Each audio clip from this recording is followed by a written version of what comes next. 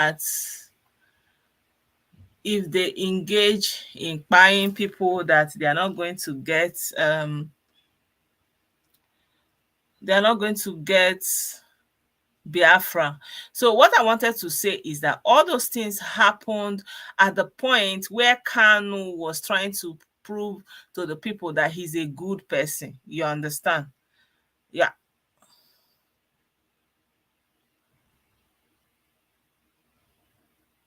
Yeah. That's at the point that it happened.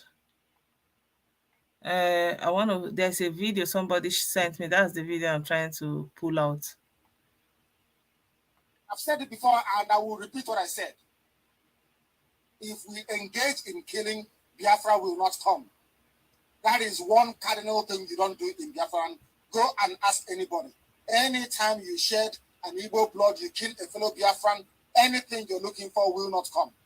Go and ask all of them, starting from the death of Mbono Jike. People don't know how Mbono Jike died. So somebody shared this video. Everything he asked for, he got nothing.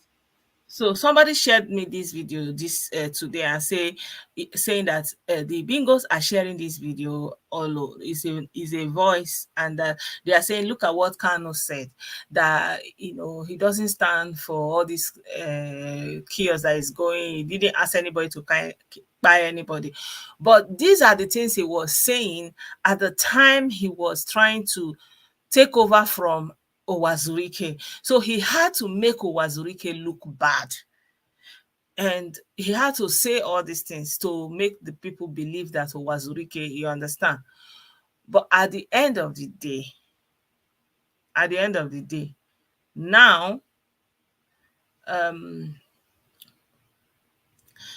they have taken this thing so far that after he got that mandate or whatever, after Owazurike was pulled down, you understand, he now had an open field, so to play whatever he wants to play. All this TikTok one that they do, I beg, I use God, Lagos, Abuja, Port Harcourt girls. Can you show any difference between IPOB sit at home and that of silent? Of course, there is no difference. I've never said there's a difference. Is Chimamanda seeing this? I don't know. I don't know. So my people, you're welcome to this live video. As you can see, we are not doing any topic, but I wanted to ask questions and you to ask questions so that we can answer it together and interact together. So I'm just using this video of what Kanu said when he was trying to take over from Owazurike. Keep in mind that Owazurike brought him into the business. Owazurike just said, guy, I noticed that you can talk very well. Come and help me to be doing all this video. Come and broadcast for me, talk for me, and let the people hear your voice. And that's when, after he saw money, he decided to take over the whole thing, take over the microphone. And in doing so, he had to demonize Owazurike. And he said so many things about Owazurike. And that's when he was saying that Owazurike is buying Igbo people, and if they are buying Igbo people, they are not going to get that Biafra. That's when he said this thing. But I will play other video where he's also saying other things. I've said it before, and I will repeat what I said. If we engage in killing, Biafra will not come. That is one cardinal thing you don't do in Biafra. Go and ask anybody. Anytime you shed an Igbo blood, you kill a fellow Biafran, anything you're looking for will not come. Go and ask all of them, starting from the death of Mbono Jike. People don't know how Mbono Jike died. The man responsible for the death of Mbono Jike, where is he? Everything he asked for, he got nothing. Okay, so like you understand, this is what he was saying when he was trying to take all those things from Owazurike. But the thing is, by the time he got what he was looking for, that he now have all these things in his hands, his tongue changed. I think I'll play for you some of the things he said about Owazurike to make the point that I'm trying to say.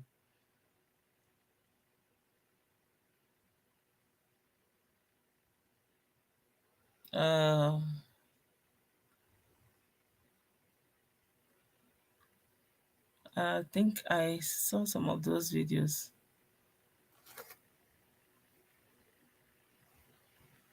Um, I'm coming. I will share some of those videos with you guys, because at that time he felt like, Wazurike, we are going to deal with him.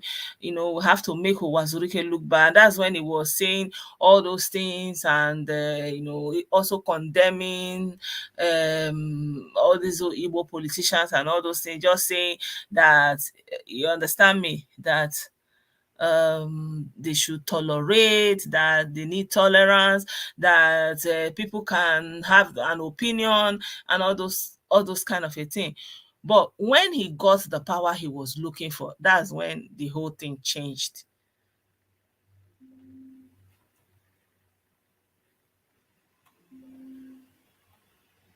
Why is this thing not playing? And we hold you, I want get it. I say happy, leave it, leave it. Let's come together. Come together with who? How is the audio? Can you hear the audio? When Alibo was Alibo, such people will be excommunicated. They will not have any contact with the family. I traveled to a tiny village in Ogbaru. In Ogbaru, I must say. Those that know Onisha well, if you follow the banks of River Niger, not on the Asaba side, on the opposite side of it, if you follow it and just on the banks, come off the bridge, Onitsha Head Bridge, follow the banks of the road, the village of Professor Ben Wabeze, where the Eastern Pilot publisher comes from. We went to a family where there was a family dispute where somebody broke a bottle and stabbed the cousin to death. Do you know what the villagers said? The villagers said that it will be better for him to be in jail or to die in jail than to come back to the village. The village said that very individual will never again in his life come to that village. That is how we are. We do not support abomination or condone abomination. That is what people must understand. So we must announce this whilst we're on the air. We are breaking a news this evening that Masop is supporting APC in Anambra State. Ojuku's son have just warned him to stay clear of this very gubernatorial election in Anambra State. That Masop is supporting APC. It is being carried by a Vanguard newspaper as authentic. Ojuku Jr. is warning Owazirike to stay away from Abga. The vandals. When we tell people, so people never hand me people who can't reason properly. It's very clear. This man campaigned for Hakim.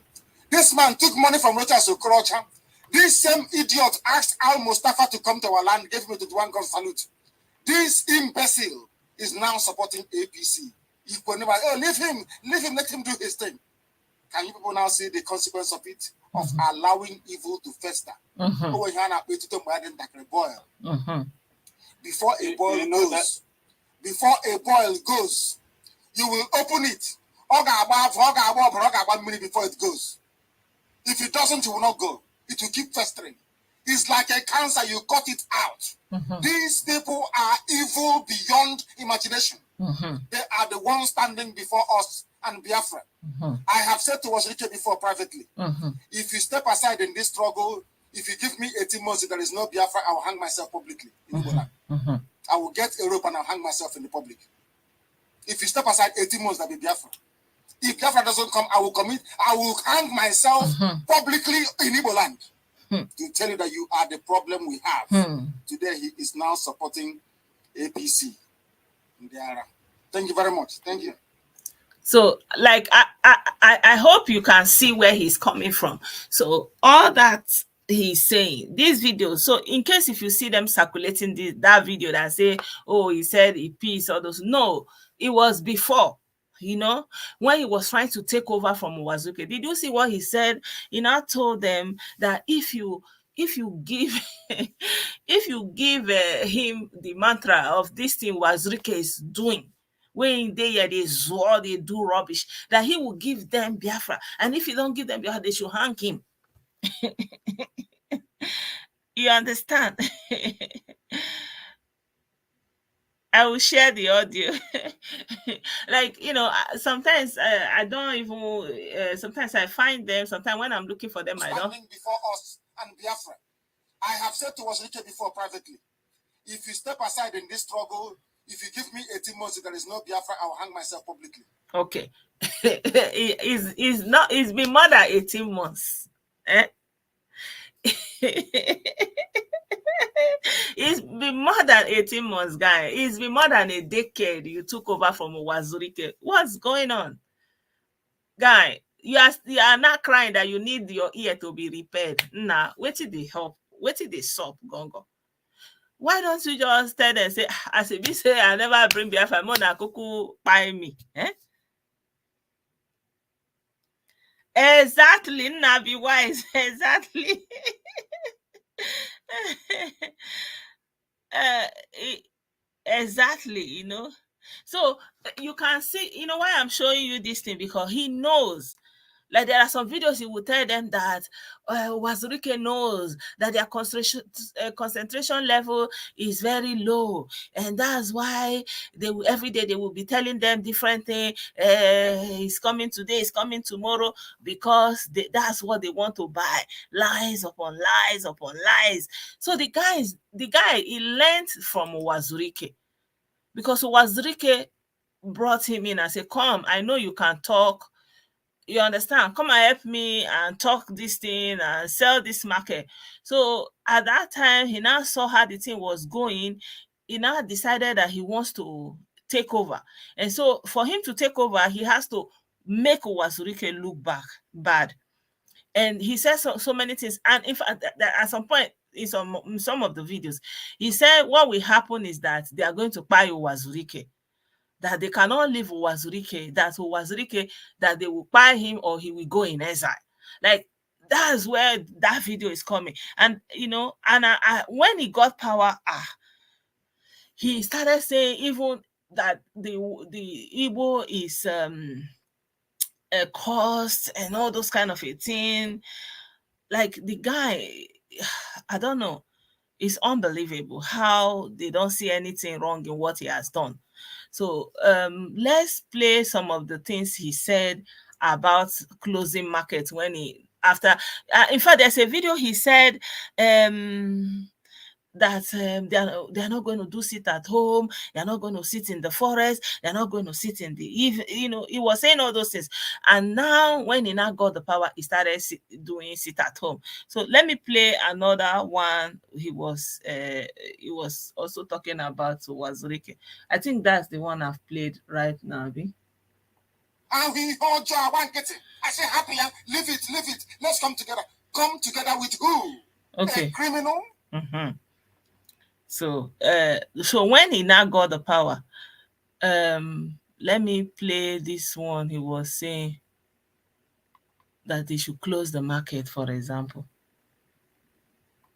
Anybody, any chairman of any market that is open, any market you open, the chairman will hear from us. Mm-hmm. In Biafra land, any market you open, you will hear from us. We lost 5 million people. And if you don't sit at home, we'll make you sit at home. Okay. People, no wonder we are suffering. You have no appreciation of the sacrifice of the dead. Mm-hmm. You think everything is mercantilism, is buying and selling. You convert every situation into a price. You always look at the monetary value of every circumstance you find yourself in. That is why we have saboteurs and traitors within. They want to convert their position into money. I hope you can hear the audio. And they are so-called political elites. Everybody wants to be politically correct. Everybody wants to be politically correct. Everybody wants to please Fulani because of 2023, because they control INEC. He's not a hero. He has been sent to destroy Alibo. He's not a hero. All of you are there claiming this is our nation, Nigeria, without shame. You people, you disgust. So this is the same person now that he has the power. He now start he in the beginning he was saying that I'm not going to be doing sit at home, sit in the forest, sit in the bush. But now that he has the iPod that has taken over, look at what he's doing. Anybody, any chairman of any market that is open, any market you open, the chairman will. I didn't block you. In Biafra land, any market you open, you hear from us. We lost 5 million. He said, any market you open, you hear from us. Right? If you open any market, you will hear from him. And he wanted to say he would deal with you before he now, tone it down. If you don't sit at home, we'll make you sit at home. If you don't sit at home, we will make you sit at home. So this is Nakano saying it himself. Yeah. I'll put it in the chat. He said Chineke kpoku no kundara. Because the people are crazy. How can you entrust your life and your future to a kolomenta? He said Chineke kpoku no kundara. Do you want me to play it again? Market, you open, you hear from us. We lost 5 million people. And if you don't sit at home, we'll make you sit at home by force. Of course, what Ojukwu did, if he was meant to take any form of responsibility, we will not be here today. But because everything was given back to him, I'm answering to this question that our sister asked. He said, do you think Gowon was too magnanimous? Yeah, of course. Because this is the person that led millions of people to their end and they lost everything. And then you pardon him everything and restored him in full, everything you gave him back. But the millions of Igbo people, you didn't give them anything back. And that's why we are where we are today. There's a lot of hurt, there's a lot of pain. You restored this very person that caused the katakata. You gave him everything, gave him all the honors, he's still carrying his family along at state level. But the ordinary people, nothing for them. No restitution, nothing for ordinary people, Yeah, unfortunate.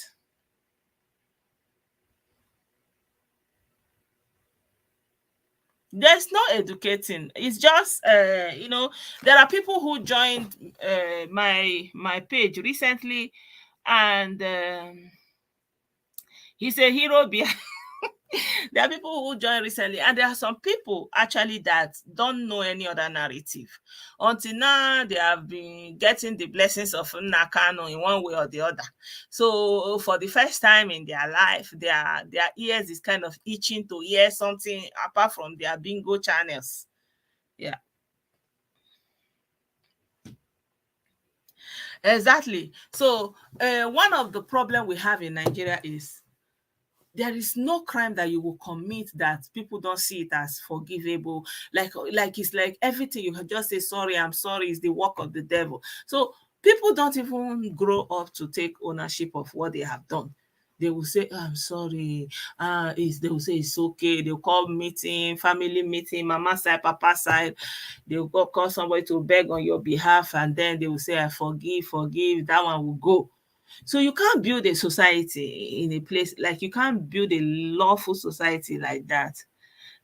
Good evening, Brendan. You can't build a lawful society. Like for example, here where I am, right? When you are going, for example, you have your ticket, you want to go into the train, and for example, even if you have a year card or you have a monthly card and you don't have it with you, you forgot it at home, they are still going to give you a fine for the fact that you don't have it there with you. And like you have the ticket, or maybe you clicked the wrong one, or you bought the wrong ticket, they're still going to give you that fine of 100 euro or something. You can say, I'm sorry, it was not, I'm just coming, I didn't have the chance, whatever. Learn from your mistake. You have to pay that fine. Like you are driving and you are speeding, they are going to say, okay, here, it's your fine, we caught you speeding. And you can't beg your way out of it, right? I remember the first time when I came newly, there was a young man in one of our relatives that I stayed in her house at the time. So there was one of our brothers that went to do some, this market, all those kind of a thing, went to pull hand there. So I was just coming and I saw people standing around. I didn't even know that they were police. Me, I was just going. So along the road, it now happened that they were police. Yeah. So that guy just went to the pharmacy to get something. So on his way back, they just kind of took him. So I was not asking the auntie, like, are you not going to go to the police station? Like it is normal in Nigeria. If they take somebody, you go after them in the police station. He said, no, you don't do that. So the law will take its course. So that's the problem we're having. Nigerian judiciary is the reason Nigeria is where what it is today. The judiciary is the most corrupt I have seen.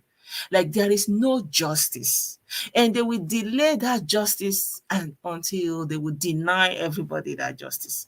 So I don't know. We need to dismantle that judicial system and put another one, maybe a penal code or some. I don't know how the one that they judge the case within 14 days and it's over. This system that they are using is a horrible system. It doesn't give room for justice. It doesn't give room for people to account. And you will see a judge, somebody will be awaiting trial for 40 years, for 20. It's a travesty. It's a travesty, honestly. Yeah.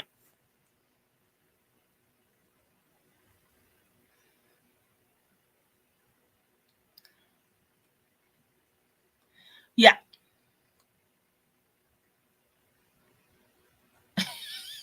Who sent it? I don't know.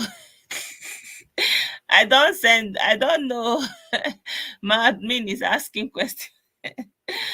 I'm sorry, it's the devil. Let's sorry heal wounds. Yeah, exactly. Everybody just saying sorry, sorry, sorry. Shagari government not go on, and the VP Alex Ekweme persuaded majority of Ndibo to give Ojuku a heroic welcome. Yeah, that's this. So there's nothing you can do now that is seen as bad. Nothing. It didn't start from there. I don't know. There's like I've not like I've seen so many things, and for them it looks like everything is forgivable. And I think that's some of the reason why people go abroad and they see the law. You say if you do this thing, it's death penalty, they will still go and do it anyway. Because in their mind, they are programmed to feel like, there's always going to be a way out of it.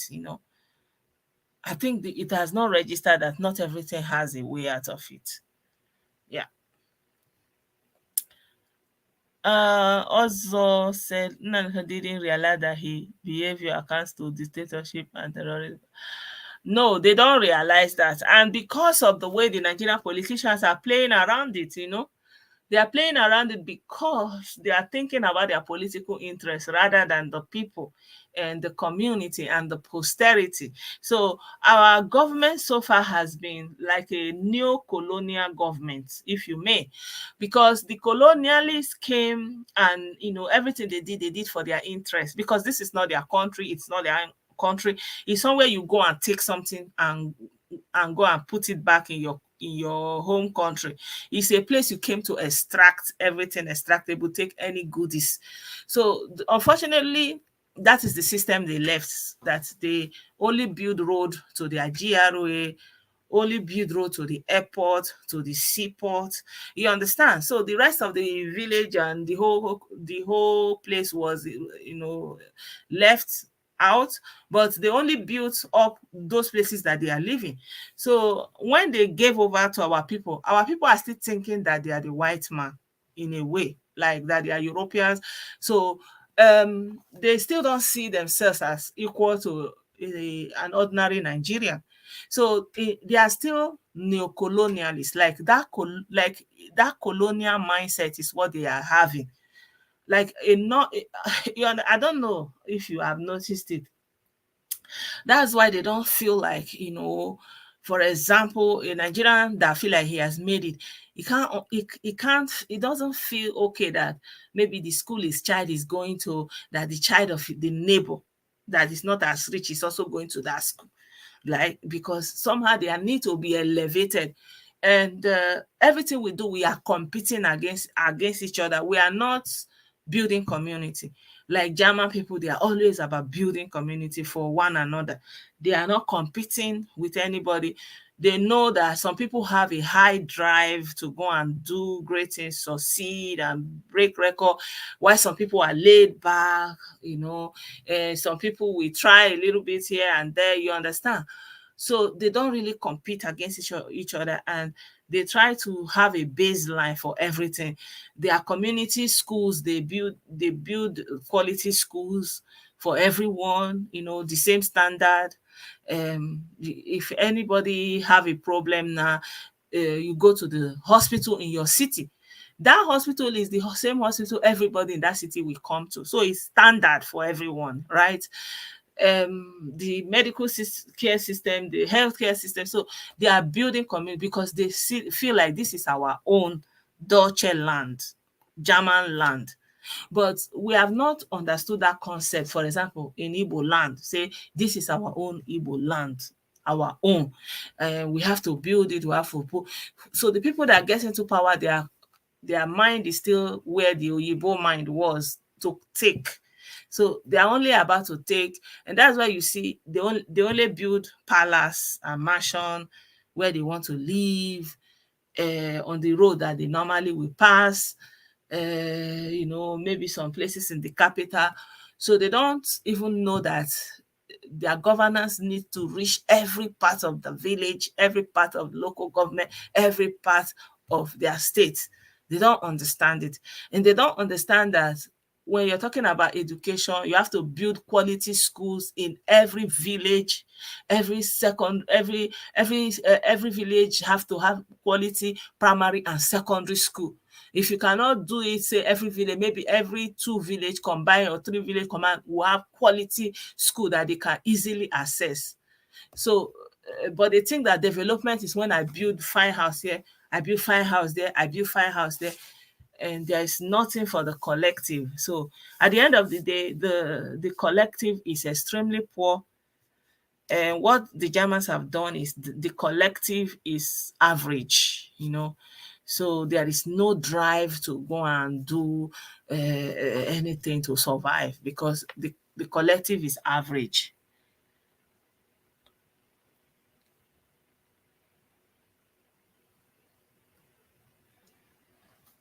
Yeah. Good evening. Tribalism, there's tribalism, and within the tribe there's also tribalism. So um I feel like, as the way Nigeria is right now, I don't know why our people from the southeast are the one crying about tribalism. I don't understand it, really.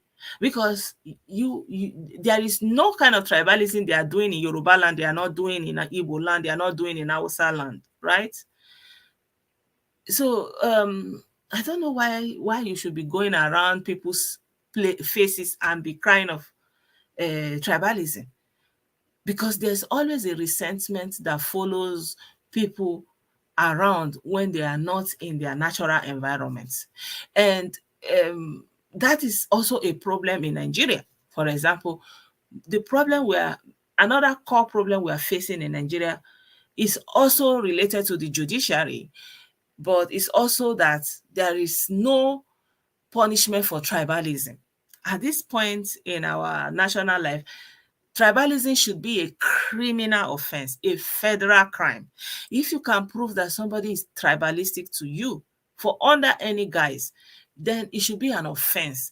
Just the way that the Europeans, the Americans have put hate crime under a federal law, that if you can prove that somebody is racist to you, because there is passive aggression, or this very subliminal resentment, but if somebody goes out to outrightly to do something against another Nigerian on the basis of tribe, it should be a crime, a hate crime, because tribalism is what gave birth to racism. If we were not tribalistic to ourselves, we will not see ourselves subjugated by other races. Our problem started with tribalism because we hate ourselves on the basis of tribe, and we do it to the extreme level, right? it's not as if the Europeans don't do it. Oh, like in Europe, they are what you call like Germans is like an ethnic group, you know, like for example, or any country you will call, because they all have their own small small languages, you know. But what they have done is to kind of sell a universal language of Anyị bụ ofu, we are one, to all of them, you know. But we are the one that have not been able to do that. So we are still so much into our tribe, right? So I find it difficult to accuse anybody of tribalism, because it is tribalism that is pushing Igbo people, for example, out of Alibo. If there's no tribalism in Igbo land, then Igbo people will be within Igbo land mainly, and build it up and develop it. So you cannot be boasting every day, I go here, I develop, I go here, I develop, when your region is in need of development. It doesn't make sense, right? So I feel like there is tribalism and nepotism. Yeah. Tribalism goes with nepotism, and we have it extreme. And I feel, for example, for all the business billionaires and all this thing we have produced in the Southeast, because of tribalism, because of nepotism, we don't have anyone that lasts beyond one generation or two. I've not seen, right? Because you are not able to build it into a company that can withstand, you know, put it into some kind of modalities that doesn't have to do with family and tribe. So it is there in every region, you know. So I feel like it's wrong to say you are tribalistic, you are tribalistic. I feel like all Nigerians are tribalistic, all. Like, of course there are individuals that don't do tribalism or don't treat people bad because of their tribe, but it's prevalent. It's prevalent.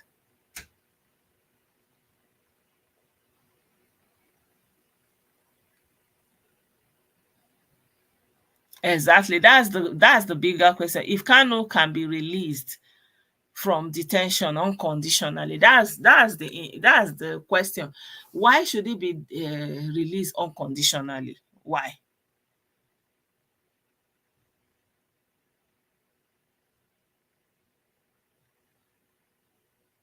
Mogaji, what did you answer? Oh, okay, yeah.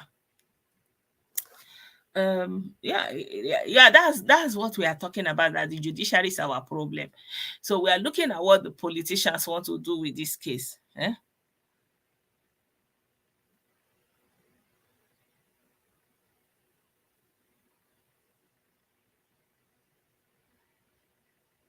Exactly, exactly. And who does it the most? Who does it the most? We are the one that does it the most. We are the one that are doing it the most. No matter what somebody commits, you will still be having sympathy for them, you know? Exactly. Hate speech and tribal incitement has to be made a crime. If anybody come out and make any speech that will be inciting anybody against any other ethnic group or any other group of people, it should be a hate crime. And it's only in Nigeria that you come to social media, you see people are so free, they will be insulting women, calling women prostitute, like boldly. It doesn't happen anywhere else. If you do that abroad, you use your social media handle and you are writing to talk against women, to talk against any group of people, then you know it's punishable. It's a hate crime. So we need it, but who is going to do it? The judiciary that are more interested to promote themselves. They are not doing anything. They are not doing law in that Nigerian judiciary. And I'm afraid those people are like, even they rule, they will, this one will rule, this one will overrule, this one will give a judgment, the other one will overrule. Like, the Nigerian judiciary should be disbanded, honestly.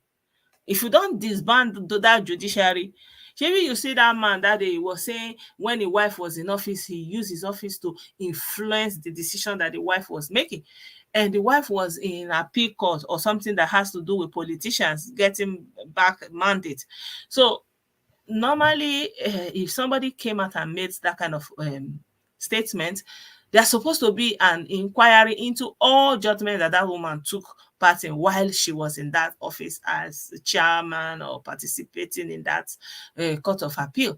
But that one just went like that. That's the judiciary for you. Harassment, exactly. It means crime pays. So they have been doing it. They did it with it's not only Kano, right? It's not only Kano. Look at starting from Ojukwu, for example. The only Ojukwu was released. Ojukwu was pardoned. Philip Effiong, all of them, they were pardoned in spite of everything they did. So from pardoning Ojukwu, you have to pardon Niger Deltans like Asari Dokubo, for example. No, it's the same thing. It doesn't matter what they did, and then they are pardoned, and then Owazurike enter Owazurike, and then he's pardoned, and now Kano is released unconditionally, and then eventually Simon Ekpa released unconditionally, and then who knows who is next. So it's just kind of a vicious cycle. So I wish that we can have if we can put these kind of things in proper perspective and say, if you bring up such topics, then it's treasonable felony and you will be arrested for insurrection immediately, that you will not have the chance to even establish followership.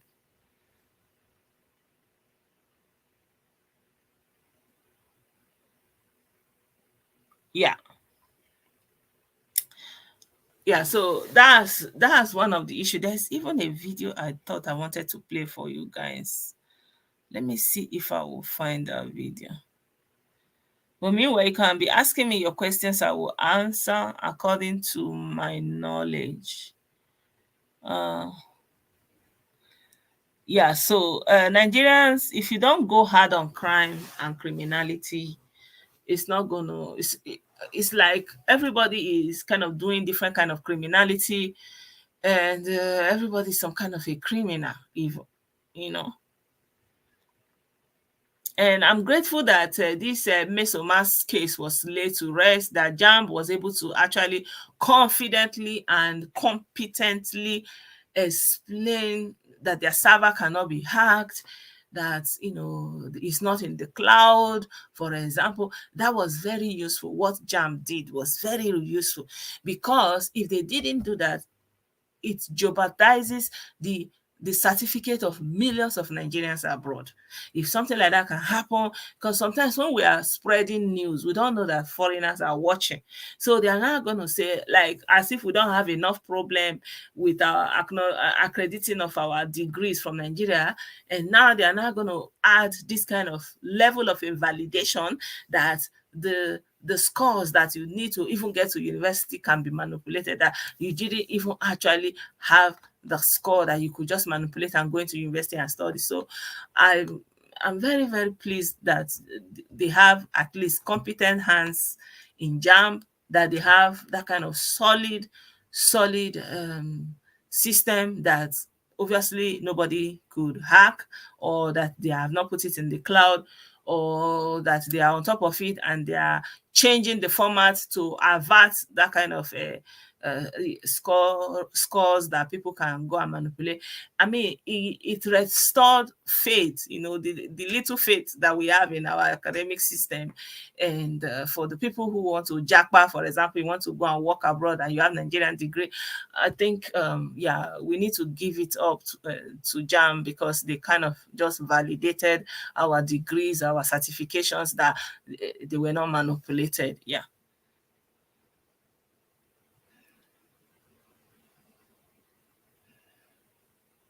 Exactly. Nigerian medicine has always been forgiving criminals. Yeah.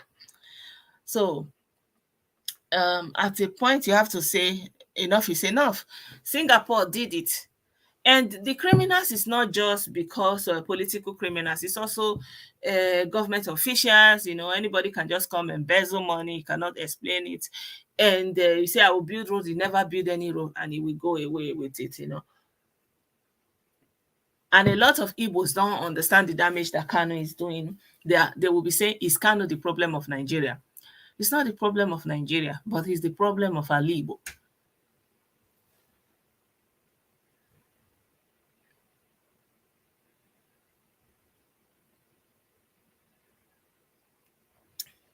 Are you serious? Please take it easy, because because we have a lot of people who have studied in Nigeria, who have Nigeria as their background. So we have to be mindful the things we will write or outside, on the cloud and internet, because no bad belle person that will go and pull it up and say, you see, they are even saying it that their degrees are not credible. So let's not give them that credence to say that our degrees are not credible. You understand me?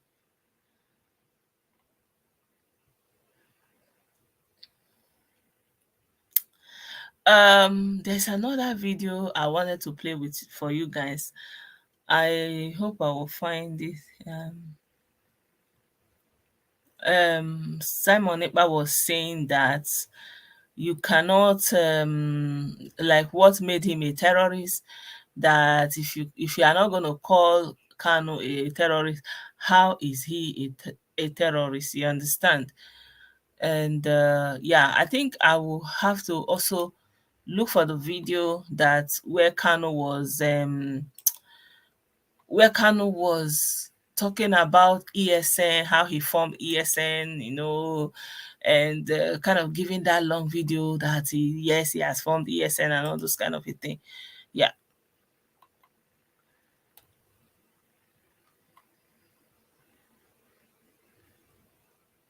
Come in, let me see if I will see that video where he was saying that what makes him a terrorist, that if you call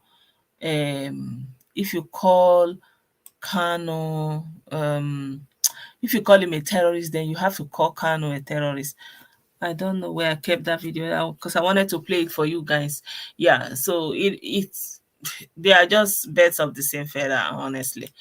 And Kano actually said that they should listen to him, that he's doing a very good job.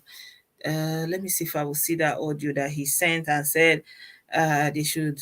Um, yeah, I'm not finding the video that I wanted to play with for you guys. Let me see if I'll play the audio that Kanu used to endorse Owazurike.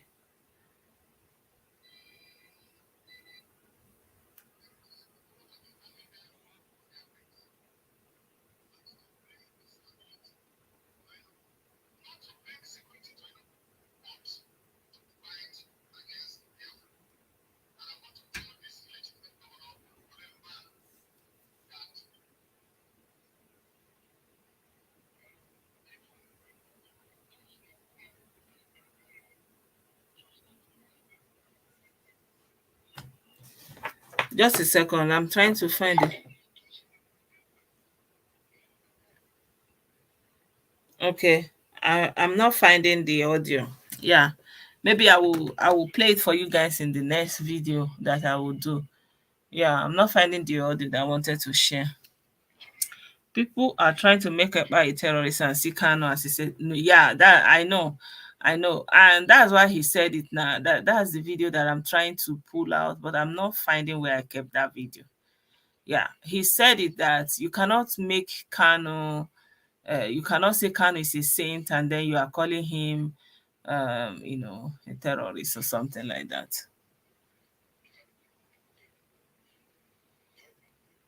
Um,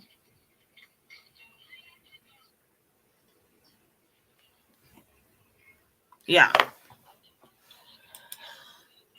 yeah. So I will look for that video. I will share it on the WhatsApp also, because I shared some videos yesterday for you guys so that you can have also. Yeah, the thing is, they are trying very hard to make it look like Kano have come to do anything good. No, he has not come to do anything good. In fact, he did not do any good for Ndibo. He just kind of legalized criminality, this wickedness, mindlessness. Like, people were just going about doing things that's unthinkable. And I think when you mention Biafra, it just kind of takes away the humanity of Ndibo. I don't know. Like, it has a bad spirit, if you may, honestly. Like, in the name of Biafra, people will just be doing like how can you carry your fellow human beings the chopper? How? I don't understand. I don't understand it, but that's what, when they are talking about Biafra, that's what it makes you do, because it takes away your reasoning, and you begin to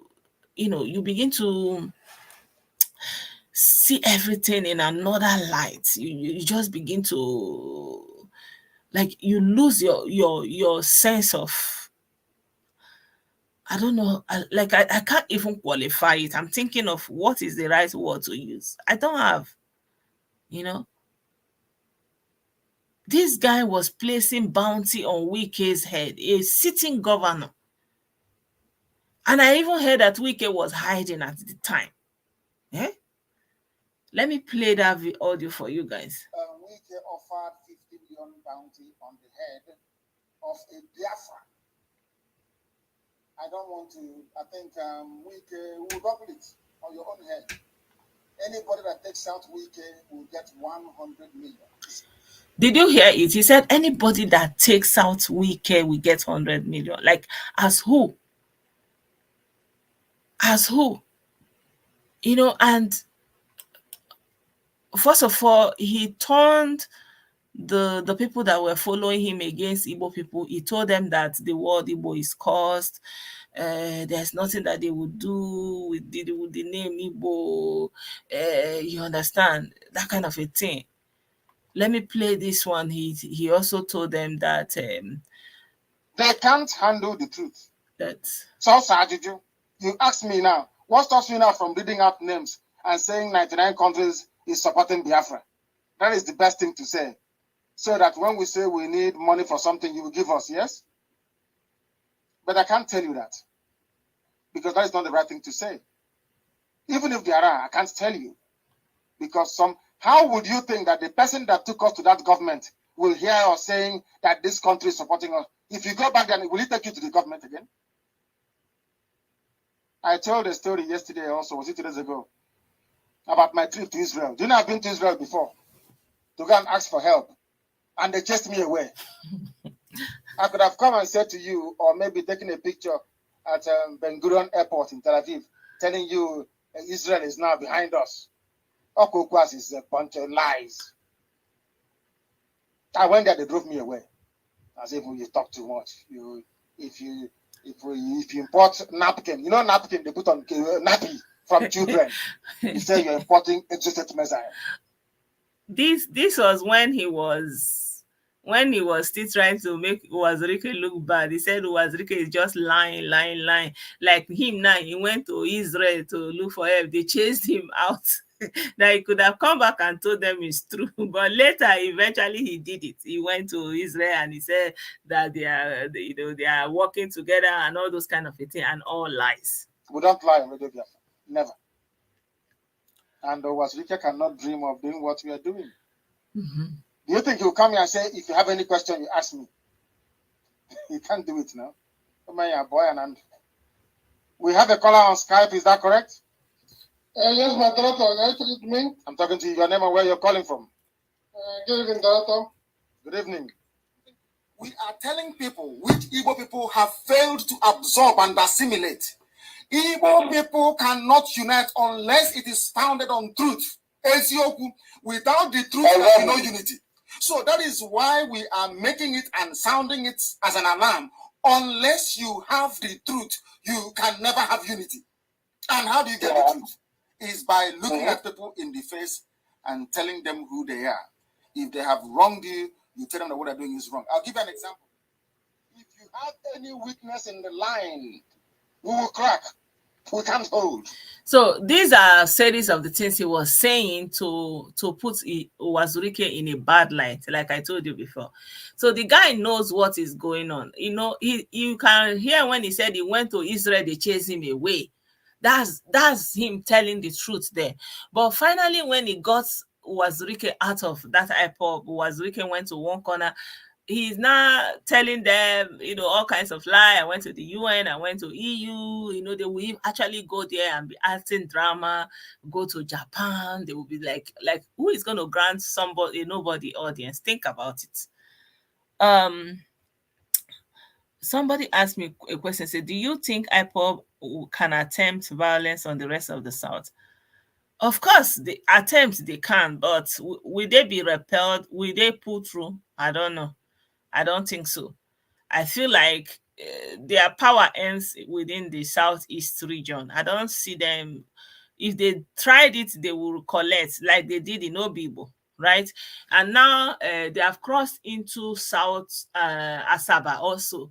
There have been reports of some uncompleted building like that very close to Onisha border there that they took over. But the people have come out to protest, and I think the government is doing something about it. That camp that they put in that area, they are removed it because the people say like in a day they are seeing up to 30 people where they don't buy. So yeah.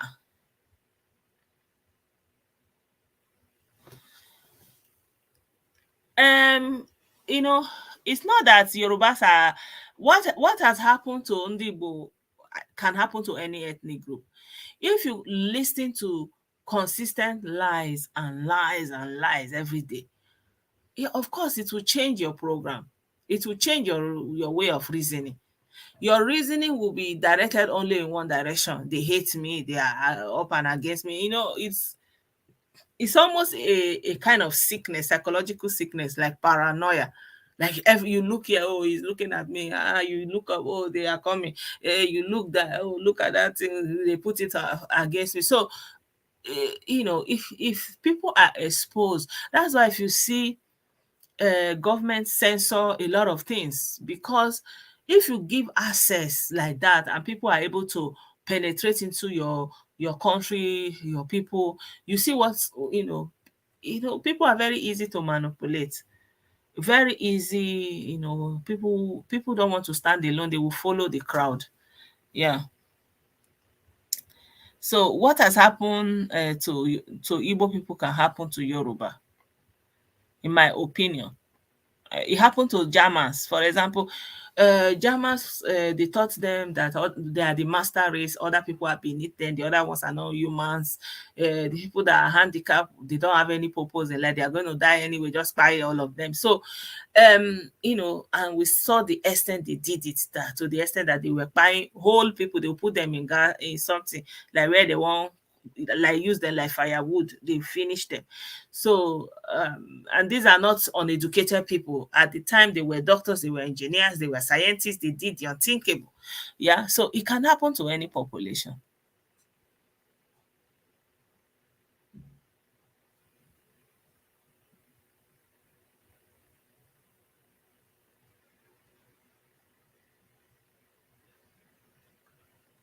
um yeah, I didn't see any other question.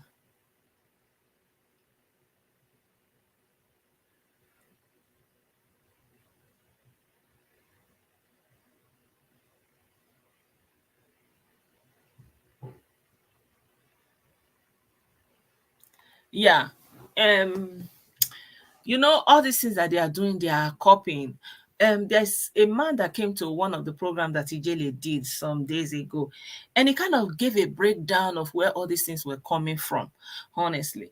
And maybe I think I can pull up that video. There's a video I also did when they formed ESI. I can't find that video in my collection. I don't know, because of all this change from new Facebook to old Facebook to new Facebook. I'm not finding that video because I wanted to play it for you guys. What I said when they formed that ASM, because all of them were coming at me. Nevertheless, there's a video that Ijele did a few days ago, and the man was giving a breakdown and even all this concept of government in exile, all this sit at home, where it started from, where they copied it from. So there's nothing they are actually doing from themselves, like from that is coming from them. It's just things that they are copying from all around them.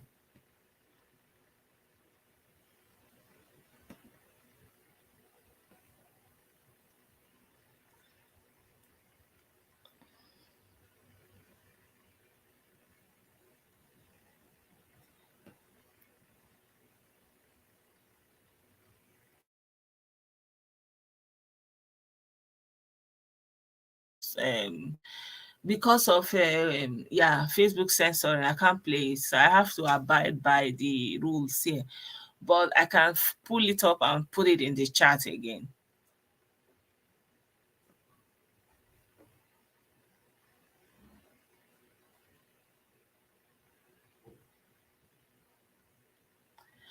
Why they didn't spread? Because they were not having kingdoms like you are having in the southwest or in the north, because they were just kind of having small village communal living styles, you know.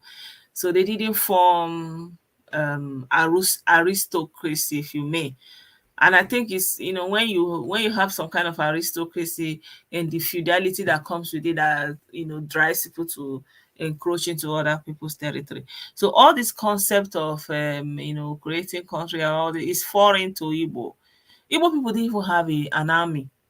That's how it was, you know, like at least you know, there was no collectiveness. It was just, you know, some corners, you know, especially the people that form things like kings are the people that are on the edges, like, you know, people that are like around Anambra, like on nature, you know, that were exposed to other cultures, you know, like you know, going up to Kogi, going up to the Uromi, to Edo, you know, those people, you know, they've seen the kingdom of Edo, and at the time, some people were also migrating into Edo to look for a greener pasture, because Edo was a very big kingdom at the time, right?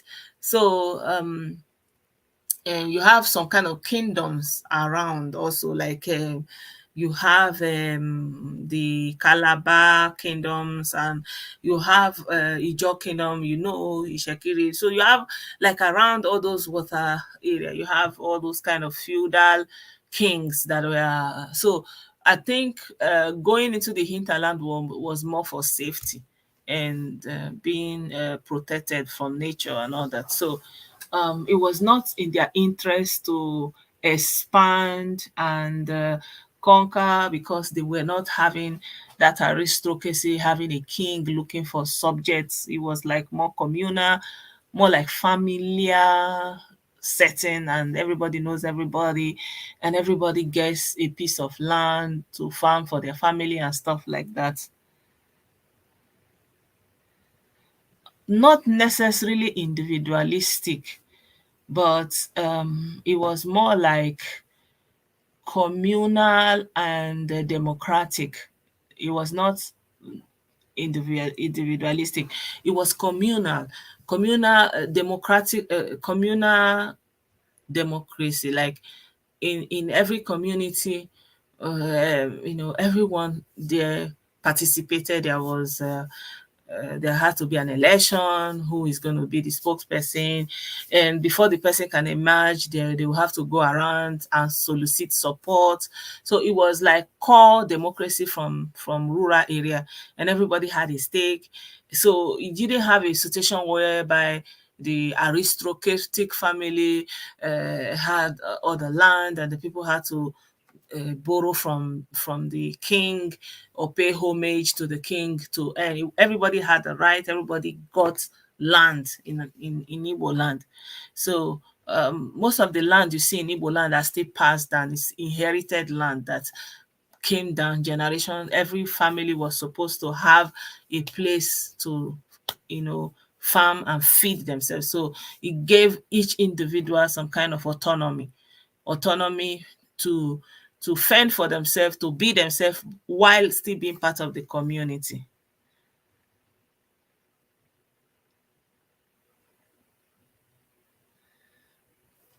Yeah. So yeah, I think the regions where they settled, they were more like, where it was safe and where they didn't have to contend with much outsiders. So those people who are on the edges around Igbo land, you will also see the influence of all those other cultures in their culture, in their activities. Yeah.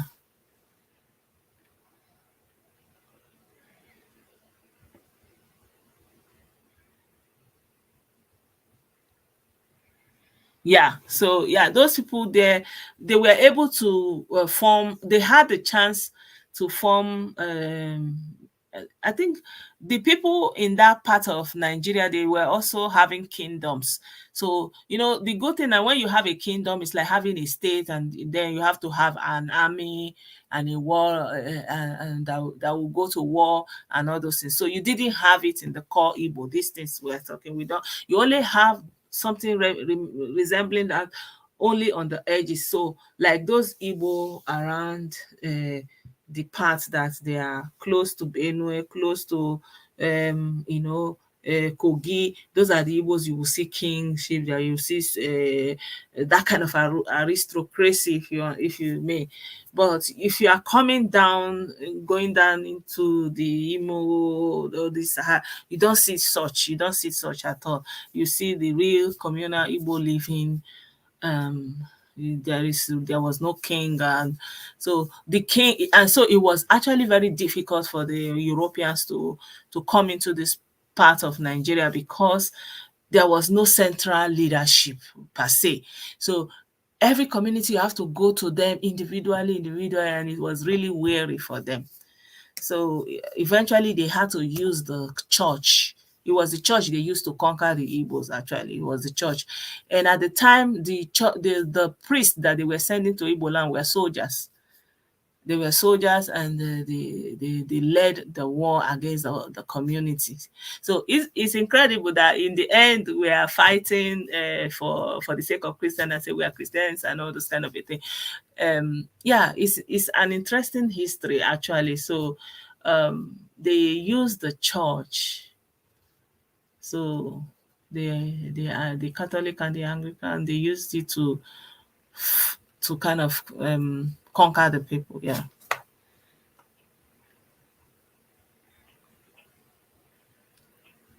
So many people don't know that it's not like Igbo people resisted Christianity, like they resisted it to the core. That the Catholic Church has to send warrior soldiers as priests, and the priests led the war into the communities. There are some documented account of some of the wars that happened around Onitsha, especially because of the waterfront there. So it was really important for them to conquer Onitsha, and it was difficult, but eventually they were able to put the churches, and then they use it to penetrate and conquer the people, the locals.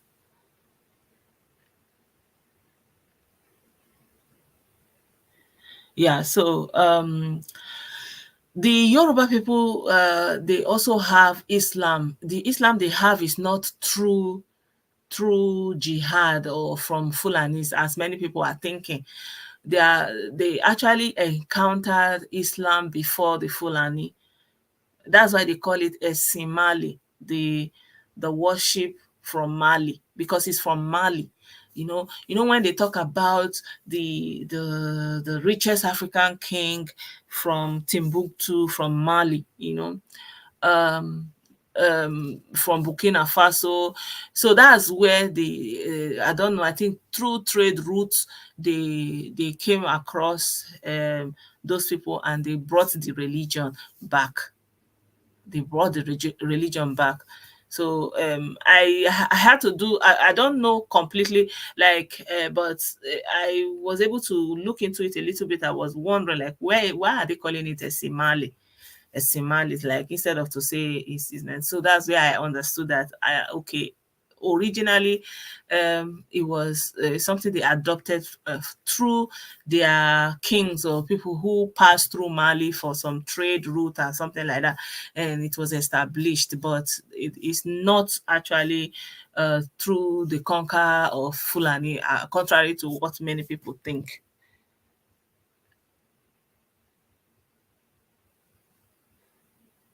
Yeah, exactly, Antnam.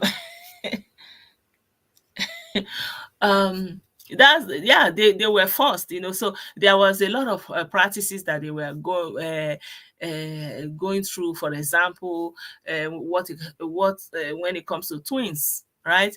And but you know and when it comes to the caste system, eh? When it comes to the caste system, it was rigid.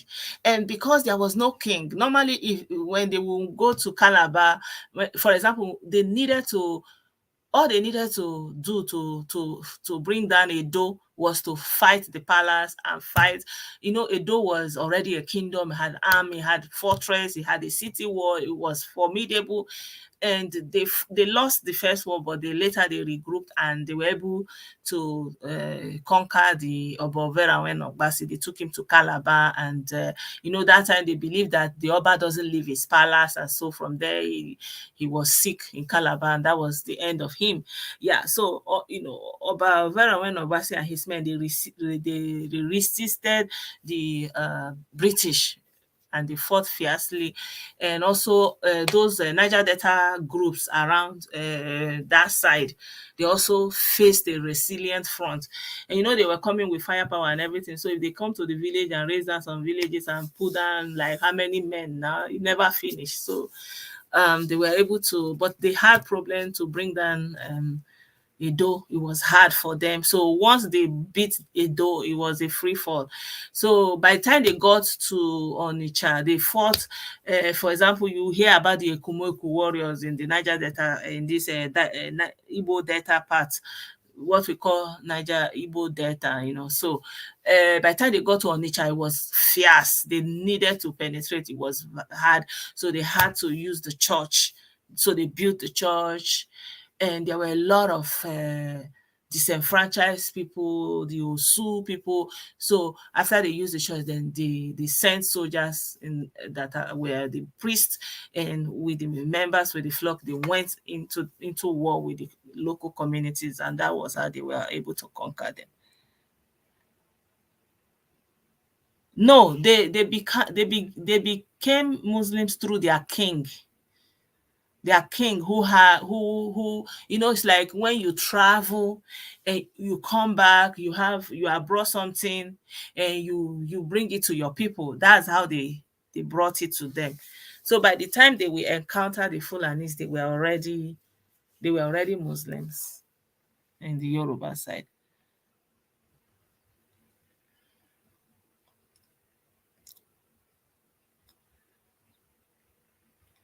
Yeah, yeah, what they were conquering is not the religion.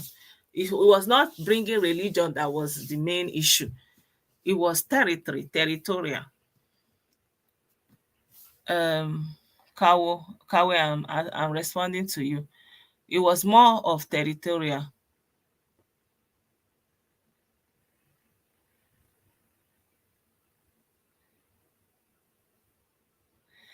Thank you. Thank you. Yeah, exactly. Thank you, Luro, to me. Yeah, you are right. Yeah. So it was through their kings. And even this buying of twins, it was happening also in the south, in the Yoruba side. But at some point, the king also gave birth to twins, and the king stopped it because there was a king.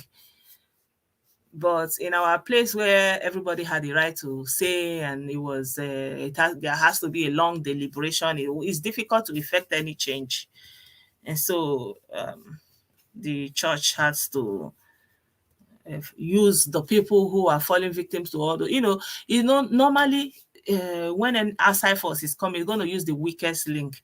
And who are those weakest link? The people that you have used your system to malign, the people you have thrown away, the people you have cast away, the people you have maltreated, the people you have sold their children to the Ijos, like the cash people, you take them to the seaside and sell them. So it's all those people that found refuge in the church, and those are the people that the soldiers that came as priests were able to use to conquer the people and make them to accept Christianity. Yes, they were until a point.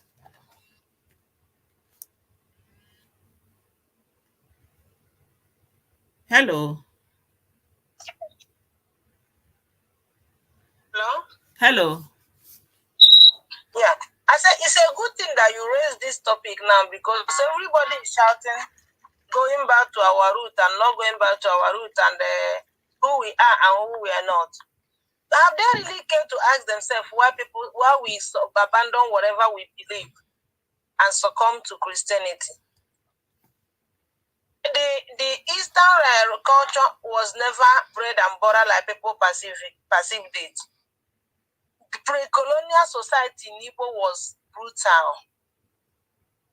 They were using human beings to appease their gods. The histories are there very long. They were using, whenever you hear that this place is sacred, it was instituted with a fellow human being. And over time, they will still give another human being to that deity. And those people were the people that ran to the foreign religion because it offered them what they never had in pre-colonial Igbo society, which is protection. Yeah. I give an example. My grandmother is an only daughter in the midst of many. The history dated back to, she's in her 80s now, 80 years ago. How people fought so hard. Now, mind you that slave trade have ended 80 years ago.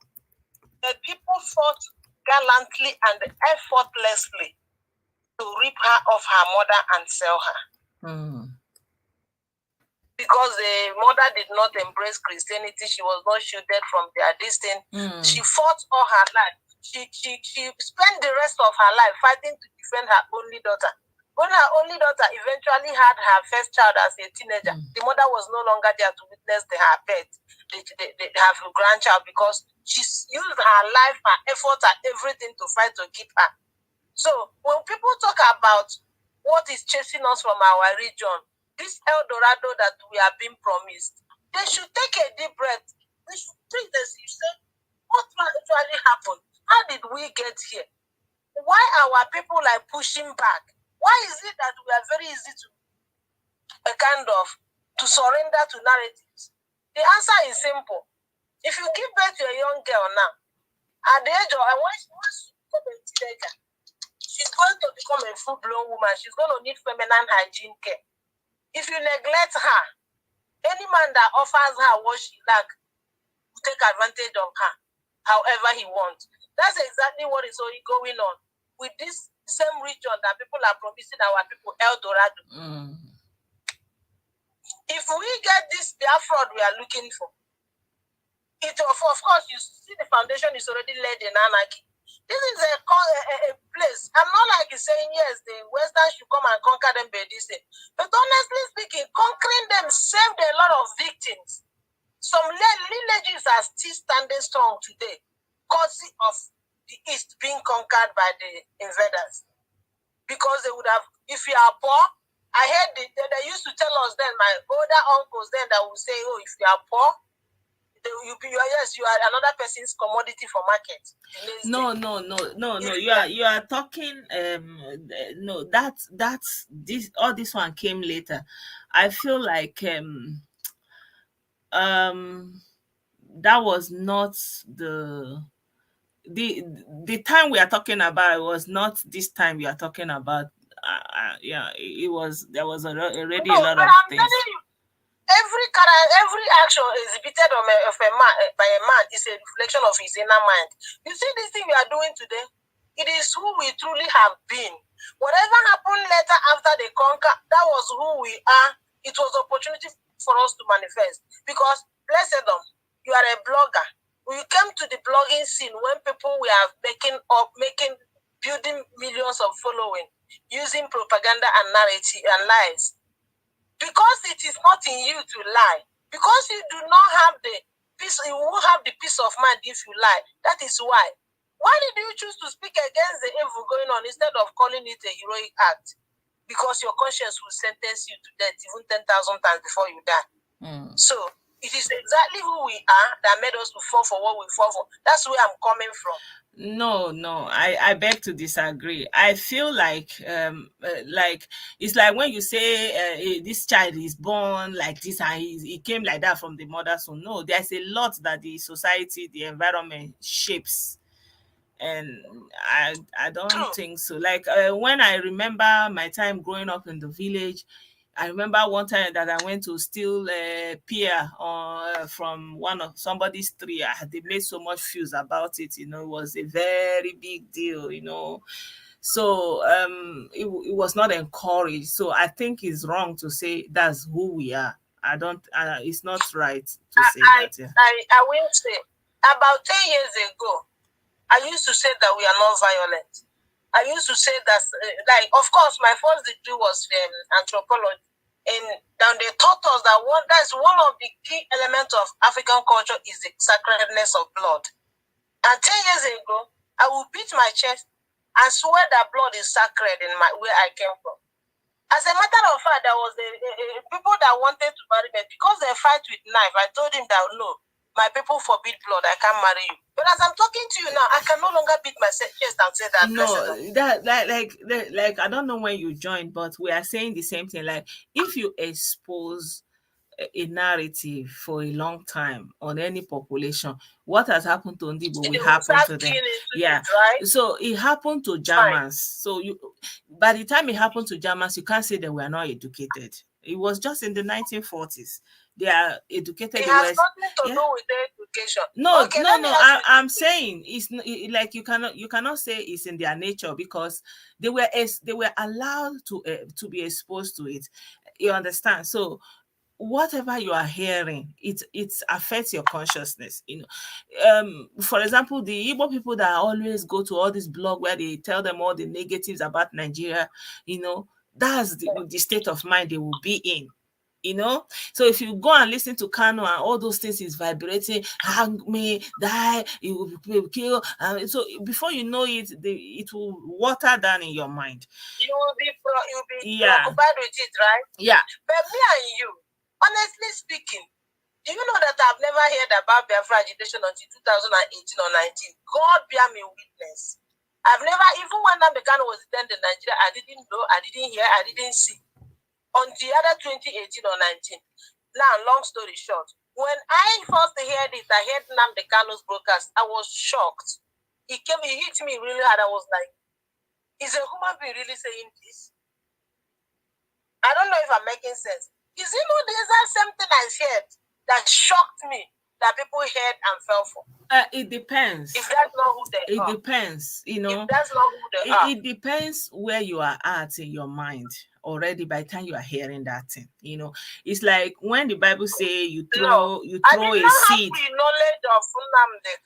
Yeah, I know. never heard about him. I know. The first time I heard about him was his speech. And it was these people he scammed in America and called them daughters of Jezebel. One of them was campaigning for the Messiah. So when my curiosity started to look him up, I heard his broadcast. I was shocked. I was like, am I dreaming? I tried to wake up from the dream 10 times that night. No, what I feel is happening is because of the loss that came with losing all the loss in Biafra and all the people that died, and it was in the first message of so most of the elders were watering the mind of Ndibo, especially those in the southeast, that you know these other people, you know, like you are the best thing that happened to the face of the earth, the others are useless or not so up to you, or you are just so like, you know, they can't bear to lose you, that's why they force you to stay with them. So there is a narrative on the ground. So there is a kind of soil where you throw a certain seed and it will germinate. That's what I'm just trying to say.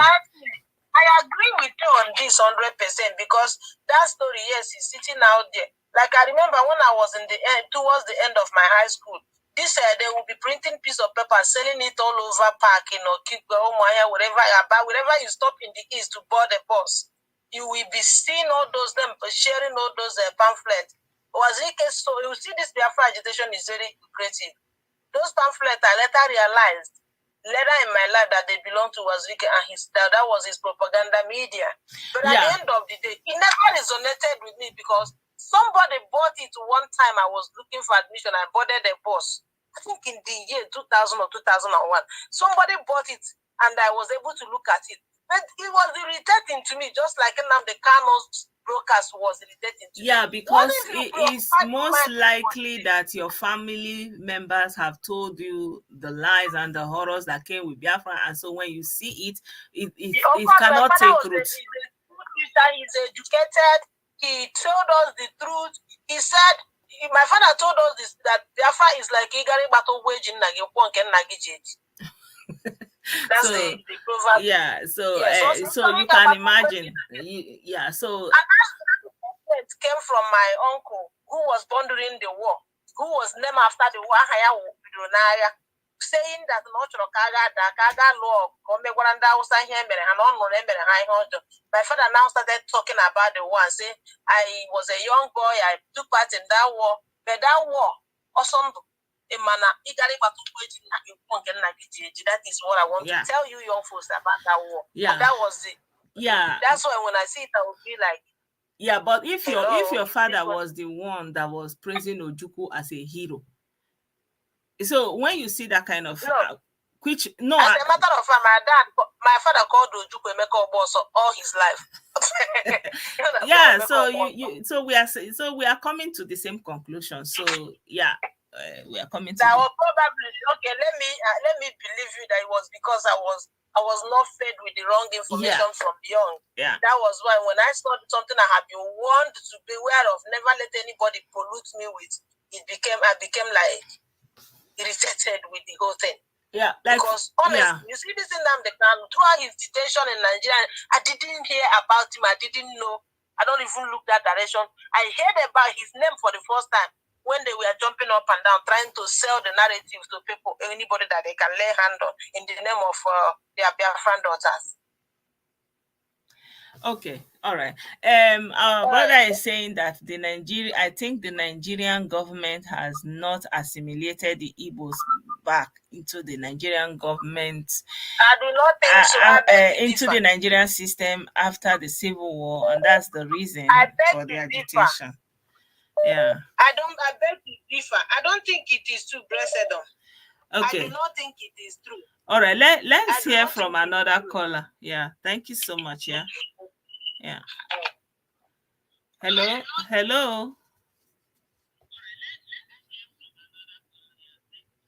Hello, we are listening to you. Can you put off your listening device so we can hear you properly? I'm trying. That's what I'm trying to do. Okay. Can you hear me now? Yeah, we can hear you. Yeah. Yeah. How are you, Mom? I'm good. Thank you. Great. I was just having a brainwave. Yeah. I mean, few things you said brought a bit of brainwave to my head here. Sorry. Okay.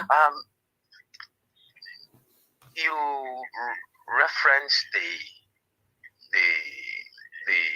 Germans, how they fed propagandas and how educated Germans bought into it. Yeah. And all that. Yeah. The difference between that and what's currently going on in Nigeria was that the propagandas that was fed by the Germans was from the leaders, was from those in authority. If you know how Hitler came to become the leader in Germany, you will understand where I'm coming from. But I don't think there is enough time to go into all that. But it's obvious. The propaganda in Germany was put out by leaders, people in authority. And of course, an average citizens will look up to people in authority. But the propaganda that was fed in the East that we're currently dealing with was not poor about people in authority. People in authority had the opportunity of a pushback, but there was none. Yeah, it's because you are looking at it from a short fuse, from a short distance. You don't have to look at it as something that is happening now. You have to take it back to the roots. In 1967, it was propagated by people who were in government of the region of the southeast of Nigeria. So they pushed down this narrative, and that is where we are still there. And the Nigerian government forgave the people who pushed this narrative and caused so many loss, and without restoring the individuals, the people, but restored the person, the instigator himself, and in all his glory. You understand? So when you restore the instigator, Ojukwu, in all his glory, what you are basically saying he was right. What he said was not a propaganda. Yeah, you are legitimizing. In a way, it was legitimized. Yeah, exactly. So we are still on it, right? So Ojukwu brought Owazurike. He was his man. He was his guy. They were seen together severally. Even up until now, his wife is always seen with Owazurike. And Owazurike brought Nakano. He just wanted him to help him to propagate the Biafra business in London. But Kano saw the profit in it and took over. And had to. That's why I played some of the videos, audios from Kano's messages while he was trying to usurp Owazurike. So he did a coup and usurped Owazurike and took over. So we are still in the same evil trilogy. We have not come out of it. All right, you're right. Yeah. Looking at it from that perspective, yes, you're right. And the lady who just dropped put out something which I think you sidetracked, the element of people still have the belief that the Igbos were not forgiven or reabsorbed into the Nigerian state after the Civil War. From my experience, because I traveled a bit while in Nigeria, from my experience, I think the stories that were told to the young generations of the Igbos after the Civil War was a bitter story of the war. And that continually breed the hatred seeds that keep germinating, keep resonating. Because from all I saw after the Civil War, I saw a massive reabsorption of the Igbos in Lagos. I came from a house where my parents' house is called a mini Nigeria. There is absolutely no tribe in Nigeria that has never lived rent-free in my father's house. And I can tell you, honestly, it was much, much later in life, maybe about some 5-6 years when this saga started, that I begin to remember this. When we sit down as kids and we are all chatting and we are talking, and I know there is this guy. I remember this guy very well. We call him Ngozi. That's his name. He's male. It was the first male that I would see that bears Ngozi. I grew up to think Ngozi was a female name, but he lived in our house. And the stories he says to us about the Civil War was a bitter story. Yeah. I will tell him that, look, the story we had from our parents was after the Civil War, it was a declaration of no victor, no vanquish. We are all siblings who had a misunderstanding. Thank God it's all set result, and we've all come together. But you're sitting here, I'm sitting here. We went to school together and all that. But it was a bitter story about Nigeria. And I think this is, it might not be all the young Igbos that were told this bitter story, but a majority were. And it's resonating, it's getting even bitter and bitter. and the authorities as it is today, I mean, the Igbo leaders and the leaders of thought, governors and the leaders of thought went to Lagos to find a soft landing for the Igbos in when they were demolishing their shops. Yeah. But there had been 1 week of paralyzed activities in the East. I would have thought these Igbo leaders should have gone to Abuja to seek for the president's support. But maybe I missed it, but I have not heard that the Igbo leaders had spoken to condemn what is currently going on in the East. Maybe I missed it, but I've not added it. Yeah, so I want to address something. When you talk about your experience, you are talking about your personal experience. Interpersonal relationship is different from national or interstate or that kind of a thing. Nah? But let's even go there. This is the narrative that we were told, that we have not been assimilated, right? But meanwhile, we left our regions and we are in other people's region and we are living there. One more assimilation. Yeah. And then immediately after the war, Ekwueme became the vice president of the country after the war, right? What other integration are you looking for? No? And then we have people, of course, there have to be some consequences when you pull out that kind of high risk insurrection to the point of war. So you have to deal with some consequences that comes with, for example, when it comes to military appointments, it becomes a high risk. You have to earn it, right? No doubt about that. So there is some kind of restraint.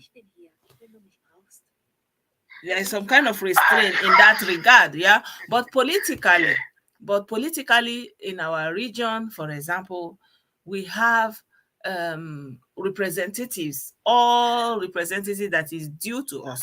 None of them was just shortchanged. They were sent. Last time I checked, so we have ministers. Yeah, we have ministers. And every state is entitled to a minister in every administration. So we have representatives from our region in every government so far. So this is one of those false narratives that are pushed year in year, and it sinks into the mind of the people, and it feels like it's the ultimate truth, And then when you are insatiable, and of course, the politics that Nigeria have played so far has been tribal. There's a lot of tribalism and nepotism in the government. And that's not to say that if you were the one in power that you're not going to do the same, right? So this is what we are living through right now. And you are not as exclusively the only one it's affecting. For example, like when President Buhari took office and was appointing only people from the north, and everybody was like, okay, they are competent and all that, It was later on he started adding other people from other regions, right? But even at that, the civil service, you still have people from all over Nigeria. You still have people from all parts of, I don't know where the exclusion is coming from. Can I just drop this? I just drop this and then I'll leave the space for others? You said something now that really nailed it all. Insatiable. And that really nails it all. Yeah. Why in Ghana, there are problems with Igbos in Ghana. I'm sorry. What is the problem with the Igbos in Ghana? In South Africa, there are problems with Igbos. 3 or 4 days ago, I was watching a video, a clips of in America where there is a party and they come in to stop the party. All I keep hearing from the person who was running the commentary in that video was, we paid $12,000 to rent this hall and they are shutting us down in the middle of a party. I'm pretty sure they must have given you the reasons why they are shutting you down. Why didn't you tell us why they are shutting you down? And let us make the conclusion as to why if the shutting down was legally done or not. Yeah. But it was all about, we paid $12,000 to hire this all, and they are shutting us down in the middle of it. I'm pretty sure police wouldn't have just walked in to shut you down, and it was all about, this is pure racism. We throw this around a lot. Tell me why they are shutting you down. They must have told you. They won't just walk in and say, stop. They would have said, well, sorry, we are shutting you down for this reason, for contribution of this element of your contract, because it is obvious when you hire a hall, you go into a contract with the owner of the hall to have even paid $12,000. You would have put pen to paper, and there would have been some small prints there. Have you contravened any of those small prints? Or if they are lying, tell us why they are lying. But not that. I don't know if you saw the clips. Yeah, I saw the clips. You know, I understand. There was absolutely nothing about why the police came in. Oh, that's the hall manager. Those are the police. Tell us why. They are not stupid. So let's ask these fundamental questions. In Nigeria, we understood, it was the civil war. We have not been re-assimilated into the Nigerian system, which is obviously is wrong. We've analyzed it here. There is nothing that rightly decides yours that has not been given to you politically. You might not have had what you think you wanted, but what should be has been. Every state has a minister in the government. Every state has a state governor. Lagos hasn't got two governors. Kano hasn't got two governors. They have one governor. Every state in the east has one governor as well. They have local governments. They get allocations. But yes, in Nigeria, we have something we talk about. What happened in Ghana? What happened in South Africa? What happened even in Cameroon? What is happening in America? What's happening here? I don't want to go to this. I don't want to say this, Blessedom, but let me just say, for clarity, I happened to work within the criminal justice system. And the research was done about 8 months ago. And within this, we were doing research on Black and Afro-Caribbean people in prisons. Right. Within this,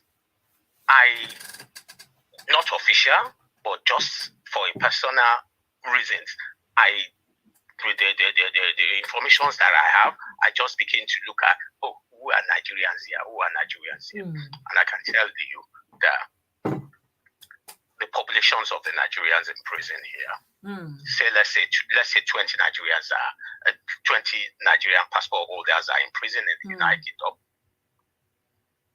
Out of these 20, 17 of them are from the east, which the names will tell you where they actually come from.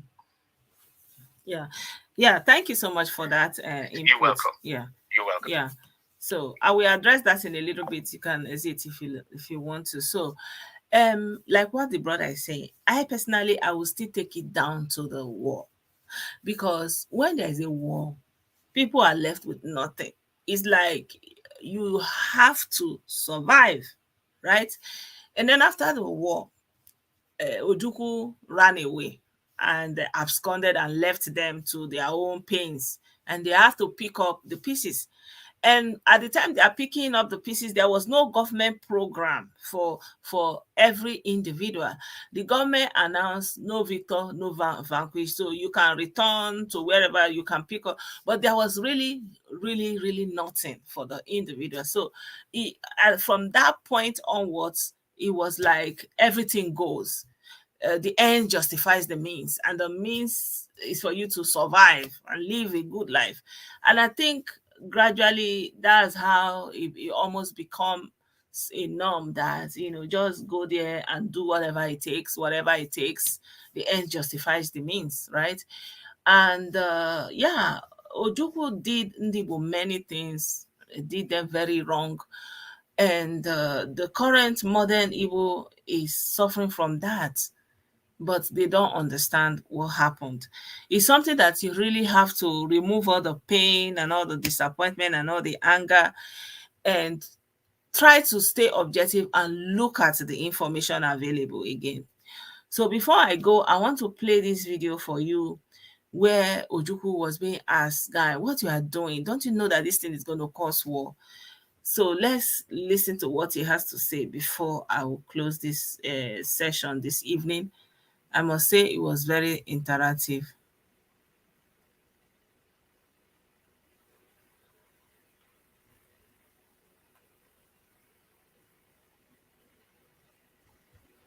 I don't know what. If civil war comes, and I do think it is imminent, you're quite right. It will for us be the price of freedom. Our people here have for a long time been prepared for this eventuality, and I am confident of their readiness. I think that when it does come, that the people on the other side would be surprised as to what they're going to get. And I'm confident that it will not last long. I can't say for certain what Lagos has got. When we lost direct contact with Lagos, they had some 4 battalions. 4 battalion. Ill-equipped. Not really equipped. And I know that they have been purchasing a lot of arms since. And I know that they have negotiated and received a few armored vehicles. Prior to that, they had some scout cars. I know they have tried to get planes. I am not sure they have got them there. But on our side, we too have not been sitting quietly. Okay. There has been quite a lot of build-up. And I think what I have here is sufficient to maintain the integrity of Biafra and more. Okay, now.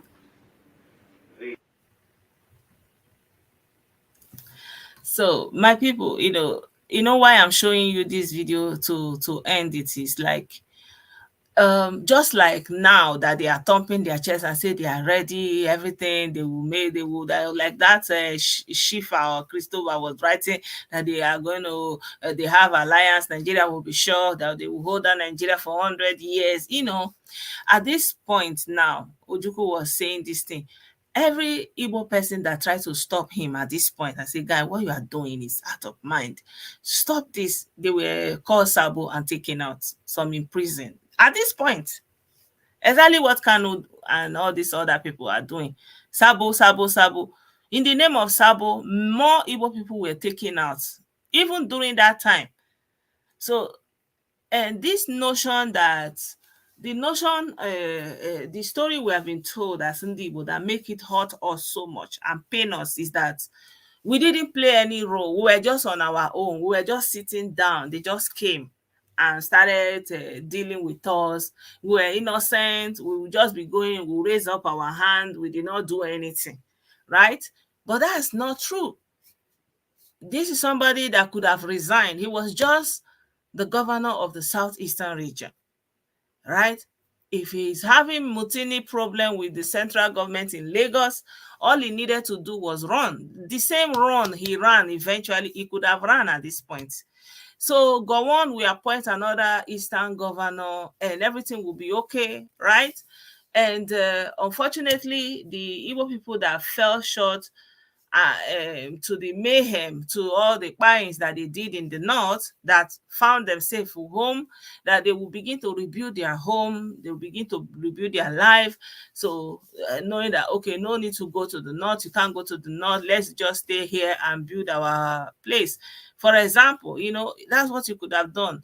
But you don't go back to your place and pick up arms and start fighting from your place and bring the war to your home place, right? So at the end of the day, that's just what started the whole thing, right? The number to call, I'm about to leave now because it's almost 2 hours. Tomorrow is still a weekday. But by the grace of God, I'm coming back tomorrow because I have free on Thursday, so everything is good. So I'm going to come back tomorrow and we can continue this conversation. So you see this one now, he call himself Onoha Uche. And in all this conversation we are talking about, there's nothing else in his head. Why? Because they have taken away the obono that God gave him and added coconut water. So he's empty and ready to be recycled. And you will meet what you are asking for, but not from me. Yeah, so I will be back again tomorrow by the grace of God so we can continue this conversation. I think it was interactive enough. I hope I was able to answer your questions. And yeah, let's do this again tomorrow by the grace of God. And I will cut some parts of the video that is relevant and repost it. So you can see him boasting here. Boasting that they have everything, Nigeria doesn't have anything, but last, he didn't even have an army. He didn't have anything ready. That's unfortunate. And then this same person was given a royal welcome when he came back. You needed to see the way they welcomed him. This is the same person that did all these things. They welcomed him. They gave him a royal welcome when he came back. So I don't understand the rationale towards that. You understand me? So, but this is the reality of what Ndibo is facing. So there is not going to be a short fuse to it. If there is not going to be calm in Igbo land, we have to revisit this narrative for Biafra, and everybody representing the Southeast in politics have to take a stand. You can't have it both ways, unfortunately. And they know it, but they don't have the guts to tell the people. The truth is, there's no easy way to say it, but you have to start saying it anyway. And then when you say it and say it again, the people will get used to it. And you have to start from somewhere. That's just it. Yeah. Yeah.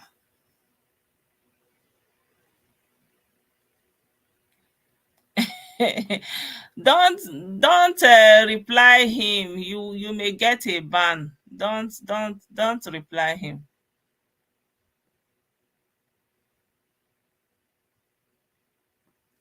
What?